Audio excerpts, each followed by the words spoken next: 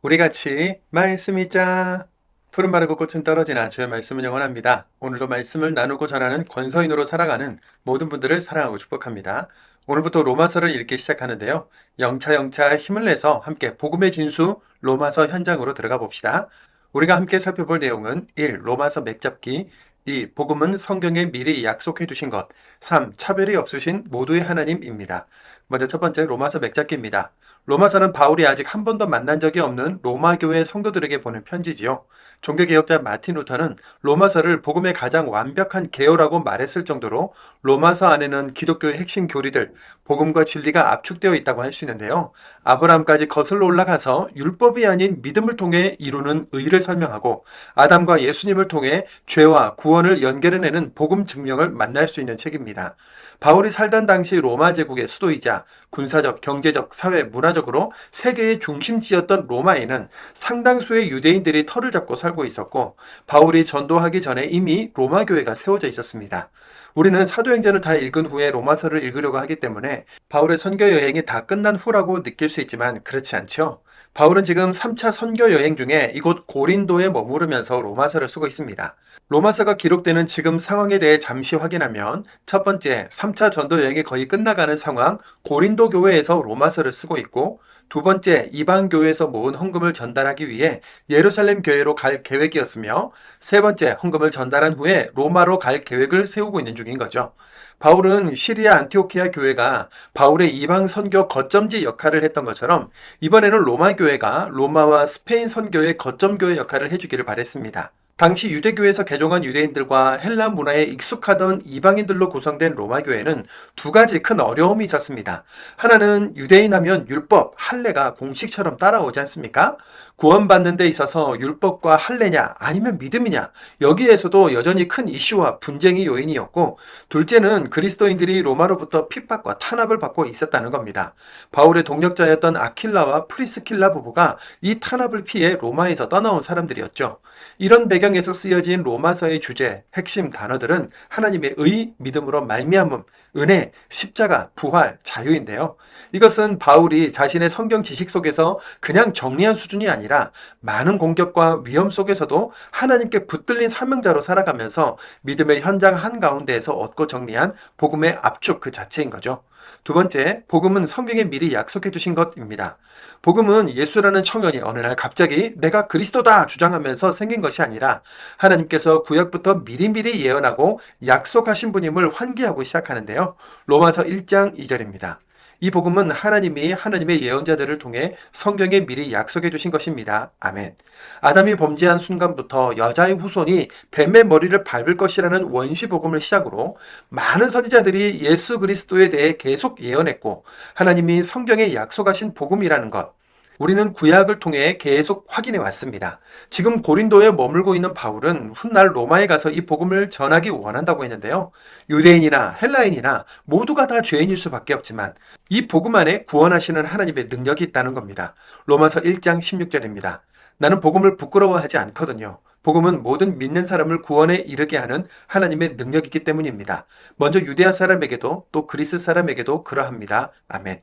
율법과 할례로 사람들을 구속하고 구원의 조건인 것처럼 정죄할 뿐만 아니라 심지어 율법을 받았다고 자랑하면서도 율법대로 살지 않은 유대인 당신들의 죄 때문에 하나님의 이름이 모독을 받는다는 말도 하는데요.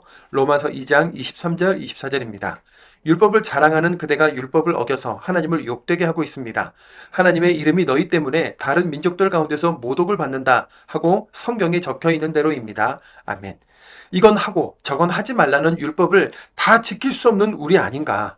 율법으로는 그 누구도 하나님 앞에 의로울 수가 없고 오직 예수 그리스도를 믿는 십자가 복음으로만 의롭게 된다는 것이죠. 세 번째, 차별이 없으신 모두의 하나님입니다. 바울은 로마에 이미 교회가 있는데 로마 교회에도 복음을 전하고 싶다고 합니다. 왜일까요? 유대인들이 율법과 혈통을 가지고 복음을 훼손하는 것을 많이 봐왔기 때문에 오직 예수 그리스도께서 직접 전하신 복음을 천명하고 견고하게 못 박아두고자 하는 것입니다. 예수 그리스도 안에서 하나님의 구원과 그 의는 차별이 없다. 율법은 죄를 알아차리게 할 뿐이다. 유대인들만의 하나님이 아니라 우리 모두의 하나님, 이방인의 하나님도 되신다고 하지요. 로마서 3장 22절입니다. 예수 그리스도님에 대한 믿음을 통해 생겨나는 하나님의 의는 모든 믿는 사람에게 주어집니다. 거기에는 아무런 차별이 없으니까요. 30절입니다. 참으로 하나님은 한 분이십니다. 그러므로 하나님은 할례 받은 사람도 믿음으로, 할례 받지 않은 사람도 그 믿음을 근거로 의롭다고 인정해 주실 것입니다. 아멘. 차별 없는 하나님, 믿는 자들의 하나님이 되어주신다는 것은 우리에게도 참 중요한 포인트입니다. 율법으로나 혈통으로나 이스라엘 유대인의 하나님이라고 해왔던 그 하나님이 도대체 어떻게 온 열방 이방인의 하나님이 될 수 있는가에 대한 논리는 놀랍게도 성경의 시작 지점인 창세기 12장에서 출발하는데요. 창세기 12장 1절에서 3절입니다. 여호와께서 아브라함에게 이르시되 너는 너의 고향과 친척과 아버지의 집을 떠나 내가 네게 보여줄 땅으로 가라. 내가 너로 큰 민족을 이루고 내게 복을 주어 내 이름을 창대하게 하리니 너는 복이 될지라. 너를 축복하는 자에게는 내가 복을 내리고 너를 저주하는 자에게는 내가 저주하리니 땅의 모든 족속이 너로 말미암아 복을 얻을 것이라 하신지라. 아멘. 아브라함에게 하신 이 약속의 말씀이 믿는 자 우리 모두에게도 적용됩니다. 우리를 통해 가정이, 직장이, 이 사회와 나라가 아픔 당하고 눈물 흘리고 있으며 소외된 모든 이들에게 복으로 다가가는 우리가 되기를 소원합니다. 차별 없이 모두의 하나님이 되어주시는 그 하나님의 뜻대로 오늘도 만나는 모든 이들에게 복음을 전하는 증인으로 살아갑시다. 로마서 1장입니다. 로마서 1장. 바울입니다. 그리스도 예수님이 부르시는 종입니다. 사도로 부르심을 받아 하나님의 복음을 위해서 따로 구별된 사람입니다. 이 복음은 하나님이 하나님의 예언자들을 통해 성경에 미리 약속해 두신 것입니다. 이 복음은 하나님의 아들에 대한 것인데 그 아들은 육신으로는 다윗의 후손으로 나신 분이십니다. 거룩한 영으로는 죽은 사람들 가운데서 부활하심으로 하나님의 능력 있는 아들로 지정되신 분이십니다. 곧 예수 그리스도 우리 주님이십니다. 주님을 통해 우리는 은혜를 입어 사도의 직무를 받았습니다. 모든 다른 민족들 가운데서 사람들이 믿고 순종하도록 하시려는 것이지요. 주님의 이름을 위해서 말입니다. 그들 가운데 바로 여러분도 들어 있습니다. 예수 그리스도님께 속하도록 부르심을 받은 여러분도요. 나는 로마에 있는 여러분 모두 곧 하나님께 사랑받고 성도로 부르심을 받은 여러분 모두에게 이 편지를 보냅니다. 은혜와 평화가 여러분에게 하나님 우리 아버지와 주 예수 그리스도님으로부터 내리기를 빕니다. 먼저 예수 그리스도님을 통해 여러분 모두를 두고서 나의 하나님께 감사드립니다. 여러분의 믿음이 온 세상에 널리 알려지고 있기 때문입니다. 하나님이 나를 증언해 주시는 분이십니다. 내가 하나님의 아들의 복음을 전함으로써 내 영으로 섬기는 하나님이요. 나는 한시도 잊지 않고 여러분을 기억하고 있습니다. 기도할 때마다 하나님의 뜻 안에서 여러분한테 갈 수 있는 길이 어떻게든 마침내 열리기를 늘 매달려 기도합니다. 내가 여러분 뵙기를 애타게 바라기 때문입니다. 여러분을 뵙고 영적인 선물을 여러분에게 좀 나눠드려서 여러분을 든든히 세우기 위해서 말이지요. 다시 말해 여러분을 만나 여러분과 내가 서로의 믿음을 통해서 함께 위로를 받으려는 것입니다. 여러분이 모르기를 바라지 않습니다. 형제자매 여러분, 나는 몇 번이나 여러분한테 가려고 계획을 세웠습니다. 그런데 지금까지 길이 막혔습니다. 나는 그 밖에 다른 민족들 가운데서처럼 여러분 가운데서도 열매를 좀 거두고자 했던 것이지요. 나는 그리스 사람들에게도 그 밖의 사람들에게도 배운 사람들에게도 못 배운 사람들에게도 빚진 사람입니다. 그래서 내가 간절히 바라는 것은 로마에 계신 여러분에게도 좋은 소식을 전하는 것입니다. 나는 복음을 부끄러워하지 않거든요. 복음은 모든 믿는 사람을 구원에 이르게 하는 하나님의 능력이기 때문입니다. 먼저 유대아 사람에게도 또 그리스 사람에게도 그러합니다. 그것은 하나님의 의가 복음 속에 드러나기 때문입니다. 믿음에서 시작하여 믿음으로 끝나는 일이지요. 성경이 이렇게 적혀 있는 대로입니다. 의는 믿음의 기초에서 살 것이다. 하나님의 노하심은 불의한 일로 진리를 억누르는 사람들의 모든 불경건과 불의에 대해 하늘로부터 나타납니다. 하나님을 알아볼 수 있게 하는 것이 사람들 가운데 분명하게 나타나 있기 때문입니다. 하나님이 그들에게 나타내 보여주셨습니다. 하나님의 보이지 않는 속성들 곧 하나님의 영원한 능력과 신성하심이 이제 분명히 보입니다. 그것들이 세상이 창조된 뒤로는 창조물들을 통해 이해되기 때문입니다. 그래서 사람들에게는 변명할 여지가 없습니다. 그들은 하나님을 알면서도 하나님을 하나님으로 높여 영광을 돌리지도 않았고 감사를 드리지도 않았습니다. 오히려 그들은 덧없는 생각에 빠졌고 그들의 깨닫지 못하는 마음은 어두워졌습니다. 자기들은 지혜롭다고 큰 소리치지만 바보가 되어버렸습니다. 썩어 없어지지 않으신 하나님의 영광을 덧없이 썩어 없어질 사람과 새와 네발 짐승과 길짐승의 모양으로 바꾸어 놓았습니다. 그래서 하나님은 그들을 자기네 마음에 품은 욕망에 넘겨주어 더러운 짓에 빠지게 두셨습니다. 그리하여 그들은 자기네 몸을 서로 욕되게 했습니다. 그들은 하나님의 진리를 거짓으로 바꿔 놓았고 창조하신 분 대신 창조된 것을 숭배하고 섬겼습니다. 창조주는 영원토록 찬양받으실 분이십니다. 아멘. 이런 까닭에 하나님이 그들을 수치스러운 욕정에 넘겨주셨습니다. 그래서 그들 가운데 여성들은 자연스러운 관계를 부자연스러운 관계로 바꾸어 놓았습니다. 마찬가지로 남성들도 여성과 맺는 자연스러운 관계를 버리고 자기네끼리 강렬한 욕망으로 불타올라 남성이 남성에게 부끄러운 짓을 저질렀습니다.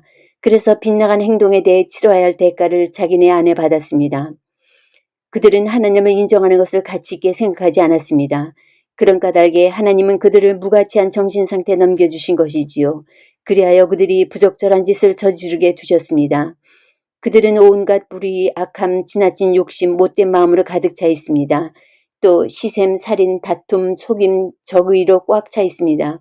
그들은 수군수군하는 사람들, 헐뜯는 사람들, 하나님을 미워하는 사람들, 시건방진 사람들, 거만한 사람들, 자랑하는 사람들입니다. 나쁜 일을 꾸며내는 사람들, 부모를 거스르는 사람들입니다. 깨닫는 능력이 없는 사람들, 계약을 지키지 않는 사람들, 인정머리 없는 사람들, 모진 사람들입니다.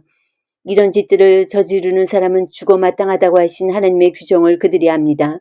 그러면서도 스스로 이런 짓들을 저지를 뿐만 아니라 이런 짓하는 사람들을 좋게 여겨 편들어 주기까지 합니다. 2장. 그러므로 그대가 누구든 그대는 변명할 여지가 없습니다. 오 남을 판가름하는 사람이여 남을 판가름하는 그 일로 그대는 그대 스스로를 죄 있다고 판가름하고 있으니까요. 판가름하는 당신이 똑같은 짓을 저지르고 있기 때문입니다. 우리가 알다시피 하나님의 심판이 이런 짓들을 저지르는 사람들을 위해 공정하게 내립니다. 그런데 그런 짓을 저지르는 사람들을 판가름하면서도 똑같은 짓을 저지르는 사람이요. 그대 자신은 하나님의 심판에서 벗어날 수 있을 것이라고 생각하시나요? 아니면 하나님이 아주 다정하시고 너그러우시고 참을성 많으시다는 사실을 우습게 보는 것입니까? 하나님의 다정하심이 그들을 회개로 이끈다는 것을 모르고서 말입니다. 그대는 마음이 고집스럽고 회개하지 않습니다. 그런 만큼 노여움을 쏟으시는 날 하나님의 공정한 심판이 나타나는 날에 받을 노여움을 스스로 쌓아가고 있습니다. 하나님은 저마다에게 그 한 일에 따라 갚아주실 것입니다. 선한 일을 하면서 견뎌내며 영광과 명예와 썩지 않음을 얻으려고 애쓰는 사람들에게는 영원한 생명을 주실 것입니다. 자기만 생각해서 진리를 거역하고 불의에 순응하는 사람들에게는 노여움과 분노를 쏟으실 것입니다. 악한 일을 저지르는 모든 사람에게는 큰 어려움과 곤경이 있을 것입니다. 먼저는 유대아 사람에게 그러하고 그리스 사람에게도 그러할 것입니다. 선한 일을 하는 모든 사람에게는 영광과 명예와 평화가 있을 것입니다. 먼저는 유대아 사람에게 그러하고 그리스 사람에게도 그러할 것입니다. 하나님은 겉모습을 보고 사람을 차별하지 않으시기 때문입니다. 율법을 모르고 죄 지은 사람은 율법과 상관없이 또한 망할 것입니다. 율법을 알고서도 죄 지은 사람은 율법에 따라 심판받을 것입니다. 하나님 앞에서는 율법을 듣는 사람이 의로운 것이 아니라 율법을 실행하는 사람이 의롭다고 판결받을 것이기 때문입니다. 율법을 가지고 있지 않은 다른 민족들이 타고난 본성에 따라 율법에 규정된 일을 한다고 합시다. 그럴 경우에 이 사람들은 율법을 가지고 있지 않아도 자신들이 스스로에게 율법이 됩니다. 이런 사람들은 율법에 규정된 일이 자기네 마음에 적혀 있음을 드러내 보여줍니다. 그들의 양심도 함께 증언하고 그들의 서로 다른 생각들이 서로 고발하기도 하고 변호하기도 합니다. 이 사실은 내가 전하는 복음에 따라 하나님이 사람들의 숨은 일들을 그리스도 예수님을 통해 심판하시는 날에 드러날 것입니다. 그대는 유대아 사람이라고 자칭하며 율법에 기대고 하나님을 자랑합니다. 또 율법을 듣고 배워서 하나님의 뜻을 알고 무엇이 최선인지를 가려냅니다. 스스로를 시각장애인의 길잡이 어둠 가운데 있는 사람들의 빛이라고 자신합니다. 철없는 사람들의 교육자, 어린아이들의 선생이라고 자신합니다. 지식과 진리의 구체적 모습을 율법에서 익혔다고 하면서요. 그런데 남을 가르치는 사람이 자기 자신은 가르치지 않습니까? 도둑질하지 말라고 선포하는 사람이 도둑질합니까? 배우자 아닌 사람과 잠자리하지 말라고 말하는 사람이 배우자 아닌 사람과 잠자리합니까? 우상을 역겨워하는 사람이 신전을 털어갑니까? 율법을 자랑하는 그대가 율법을 어겨서 하나님을 욕되게 하고 있습니다. 하나님의 이름이 너희 때문에 다른 민족들 가운데서 모독을 받는다 하고 성경에 적혀 있는 대로입니다. 할례 받은 것은 그대가 율법을 실천해야 쓸모 있습니다. 율법을 어기면 그대가 할례를 받았더라도 할례를 안 받은 것이 되고 맙니다. 그러므로 할례를 받지 않은 사람이 율법의 규정들을 지키면 할례를 받지 않았더라도 할례 받은 것으로 여겨지지 않겠습니까? 그래서 몸에 할례를 받지 않았더라도 율법을 제대로 지키는 사람이 글로 적힌 율법을 가졌고 할례를 받았으면서도 율법을 어기는 그대를 심판할 것입니다. 겉보기에 유대아 사람이라고 유대아 사람이 아니고 겉보기에 몸에 하는 할례를 받았다고 할례 받은 것이 아니기 때문입니다. 오히려 보이지 않는 속이 유대아 사람이어야 진짜 유대아 사람입니다. 그리고 글로 적힌 율법이 아니라 성령님을 통해서 마음에 한 할례가 참된 할례입니다. 그런 사람은 사람에게가 아니라 하나님께 칭찬받습니다. 3장. 그렇다면 유대아 사람이라고 더 나을 게 뭐가 있습니까? 할례 받은 것의 이득이 무엇입니까? 어느 모로 보나 이득이 많습니다. 첫째로는 유대아 사람들에게 하나님의 말씀이 맡겨졌다는 사실입니다. 그렇다면 어떻게 됩니까? 어떤 사람들이 신뢰를 저버렸다고 해봅시다. 그렇다고 그들이 신뢰를 저버린 일이 하나님의 신실하심을 무의미한 것으로 만들겠습니까? 절대로 그렇지 않습니다. 하나님은 참된 분이시지만 사람은 모두 거짓말쟁이라고 해야 합니다. 성경이 이렇게 적혀 있는 대로입니다. 주님이 말씀하실 때 주님이 의로우시다 인정받으시고 주님이 재판받으실 때 주님이 이기시도록. 그러나 우리의 불의가 하나님의 의를 드러낸다면 우리가 무슨 말을 하겠습니까? 벌을 내리시는 하나님이 불의하시다는 겁니까? 사람들 방식으로 말해보는 겁니다. 절대로 그렇지 않습니다. 만약 그렇다면 하나님의 세상을 어떻게 심판하시겠습니까? 누군가 이렇게 말할지도 모릅니다. 하지만 나의 거짓됨 때문에 하나님의 참되심이 더 두드러져서 하나님께 영광이 돌아간다고 합시다. 그렇다면 왜 나도 여전히 죄인으로 판결을 받아야 합니까? 그러나 그렇다고 해서 악한 일을 하여 선한 일이 생기게 합시다 하고 말할 수는 없지 않겠습니까? 몇몇 사람들이 우리를 헐뜯으며 주장하기를 우리가 그렇게 말한다고들 하지만 사실은 그렇지 않습니다. 그런 사람들은 심판을 받아야 마땅합니다. 그렇다면 어떻게 됩니까? 우리가 더 낫습니까? 전혀 그렇지 않습니다. 우리가 이미 고발하기를 유대아 사람들도 그리스 사람들도 모두 죄 아래 있다고 했기 때문입니다. 성경에 이렇게 적혀 있는 대로입니다. 의로운 사람은 없다, 하나도 없다. 깨닫는 사람도 없다, 하나님을 찾는 사람도 없다. 모두가 빗나갔고 다 함께 쓸모없어졌다. 선한 일 하는 사람이 없다, 하나도 없다. 그들의 목구멍은 열린 무덤이다. 그들의 혀로는 걸핏하면 속인다. 살무사의 독이 그들의 입술 아래에 있다. 그들의 입에는 저주와 모진말이 가득 차 있다. 그들의 발은 피 흘리게 하는 일에 재빠르다. 그들이 가는 길에는 폐허와 비참함이 있다. 평화의 길을 그들은 알지 못했다. 하나님을 두려워함이 그들의 눈앞에는 없다. 우리가 알다시피 율법에서 말하는 것은 무엇이든 율법의 테두리 안에 있는 사람들에게 일러주는 것입니다. 모든 입이 막혀버리고 온 세상이 하나님 앞에서 책임을 피할 수 없도록 하려는 것입니다. 따라서 율법의 행위들로는 어떤 사람도 하나님 앞에서 의롭다고 인정받지 못할 것입니다. 율법을 통해서는 죄를 알아차리게 될 뿐이니까요. 그러나 이제 율법과는 무관하게 하나님의 의가 나타났습니다. 이 의는 율법과 예언자들이 증언하고 있는 것입니다. 예수 그리스도님에 대한 믿음을 통해 생겨나는 하나님의 의는 모든 믿는 사람에게 주어집니다. 거기에는 아무런 차별이 없으니까요. 사실 모든 사람이 죄를 지어서 하나님의 영광에 다다르지 못하는 처지에 있습니다. 그런데 그들은 아무런 대가 없이 하나님의 은혜로 의롭다고 판결받게 된 것입니다. 하나님이 그리스도 예수님 안에서 그들을 죄로부터 풀어주신 덕분입니다. 이 예수님은 하나님은 죄덮는 제물로 내놓으셨습니다. 죄의 덮음은 믿음을 통해 얻어지며 그분의 피 덕분에 가능한 것입니다. 이미 저지른 죄들을 못 본 채 해주심으로써 하나님이 자신의 의를 나타내려 하신 것입니다. 하나님은 꾹 참고 계시다가 지금 이때에 자신의 의를 나타내셨습니다. 이것은 자신도 의로우시고 예수님을 믿는 믿음에 기초한 사람도 의롭다고 인정하고자 하신 것입니다. 그렇다면 자랑거리가 어디에 있습니까? 아무데도 없습니다. 의롭다고 인정받는 것은 어떤 법으로 되는 것입니까? 행위들의 법으로입니까? 그게 아니라 믿음의 법으로입니다. 우리의 생각에는 사람이 의롭다고 인정받는 것은 믿음으로이지 율법의 행위들하고는 관계가 없기 때문입니다. 그렇지 않다면 하나님은 유대아 사람들만의 하나님이시라는 말입니까? 다른 민족 사람들이 하나님이시기도 하지 않습니까? 물론 다른 민족 사람들이 하나님이시기도 합니다. 참으로 하나님은 한 분이십니다. 그러므로 하나님은 할례받은 사람도 믿음으로 할례받지 않은 사람도 그 믿음을 근거로 의롭다고 인정해 주실 것입니다.